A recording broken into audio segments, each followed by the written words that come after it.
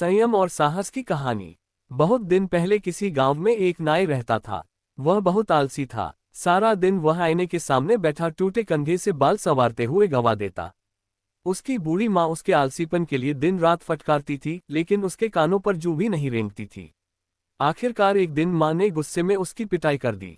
जवान बेटे ने खुद को बहुत अपमानित महसूस किया और घर छोड़कर चला गया। उसने कसम खाई कि जब तक कुछ धन जमा नहीं कर लेगा, वह घर नहीं लौटेगा। चलते चलते वह जंगल पहुंचा। उसे कोई काम तो आता नहीं था, इसलिए अब वो भगवान को मनाने बैठ गया। अभी वह प्रार्थना के लिए बैठता, उससे पहले ही उसका एक ब्रह्मराक्षस से सामना हो गया। ब्रह्मराक्षस नाई को देखकर खुश हुआ और खुशी मनाने के लिए नाचने लगा।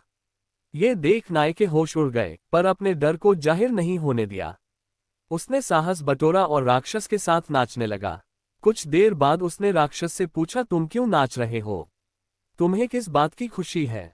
राक्षस हंसते हुए बोला, मैं तुम्हारे सवाल का इंतजार कर रहा था। तुम तो निरे उल्लू हो, तुम समझ नहीं पाओगे। मैं इसलिए नाच रहा हूं कि मुझे तुम्हारा नर्म नर्म मांस खाने को मिलेगा। वैसे तुम क्यों नाच रहे हो? नाई ने ठहाका लगाते हुए कहा, मेरे पास इससे भी बढ़िया कारण है। हमारा राजकुमार सख्त बीमार है। चिकित्सकों ने उसे 101 ब्रह्मराक्षसों के हृदय का रक्त पीने का उपचार बताया है। महाराज ने मुनादी करवाई है, जो कोई ये दवा लाकर देगा, उसे वे अपना आधा राज्य देंगे और राजकुमारी का विवाह भी उससे कर देंगे।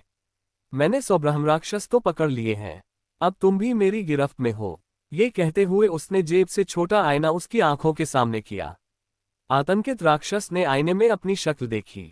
चांदनी रात में उसे अपना प्रतिबिंब साफ नजर आया।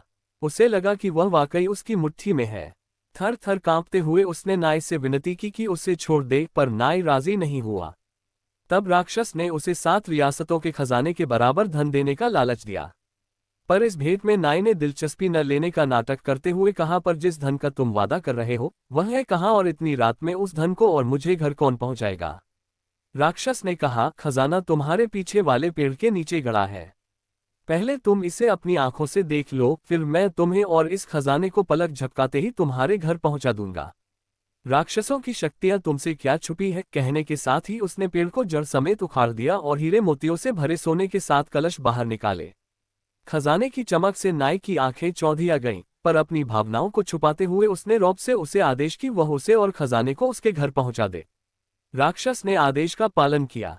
राक्षस ने अपनी मुक्ति की याचना की, पर नाई उसकी सेवाओं से हाथ नहीं धोना चाहता था, इसलिए अगला काम फसल काटने का दे दिया। बेचारे राक्षस को यकीन था कि वह नाई के शिकंजे में है, सो उसे फसल तो काटनी ही पड़ेगी। वह फसल काट ही रहा था कि वहां से दूसरा ब्रह्मराक्षस गुजरा। अपने दोस्त को इस हालत में देख वह पूछ बैठा। ब्रह्मराक्षस ने उसे आपबीती बताई और कहा कि इसके अलावा कोई चारा नहीं है। दूसरे ने हंसते हुए कहा, पागल हो गए हो? राक्षस आदमी से कहीं शक्तिशाली और श्रेष्ठ होते हैं। तुम उस आदमी का घर मुझे दिखा सकते हो?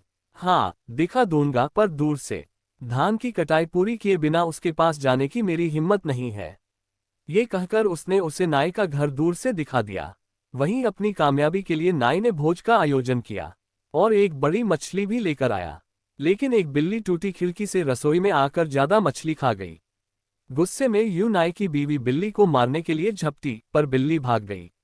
उसने सोचा, बिल्ली इसी रास्ते से यूं वापस आएगी, सो वह मछली काटने की छुरी थामे खिड़की के पास खड़ी हो गई। उधर दूसरा यूं राक्षस दबे पांव नाई के घर की ओर बढ़ा। उसी टूटी हुई खिड़की से वह घुसा। बिल्ली की ताक में खड़ी नाई ने तेजी से चाकू का वार किया। निशाना सही नहीं बैठा, पर राक्षस की लंबी नाक आगे से कट गई। दर्द से कराहते हुए वह भाग खड़ा हुआ और यूं शर्म के मारे अपने दोस्त के पास वो गया भी नहीं। पहले राक्षस ने धीरज के साथ पूरी फसल काटी और अपनी मुक्ति के लिए नाई के पास गया। धूर्त नाई ने इस बार उल्टा शीशा दिखाया। राक्षस ने बड़े गौर से देखा।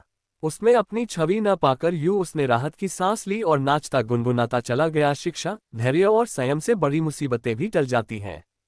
साहस से बड़ी कोई शक्ति नहीं होती है। कहानी अच्छा लगा तो चैनल को सब्सक्राइब करें, लाइक करें।